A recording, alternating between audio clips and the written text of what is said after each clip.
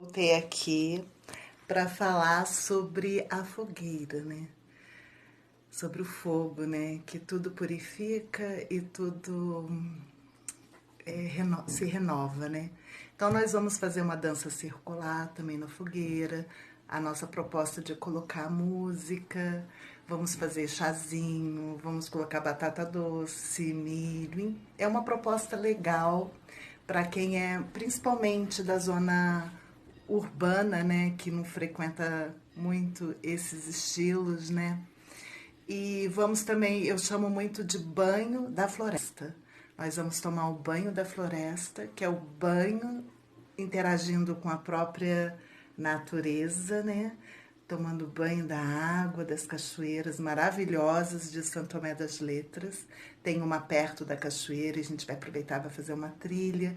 E vamos também voltar com o luar.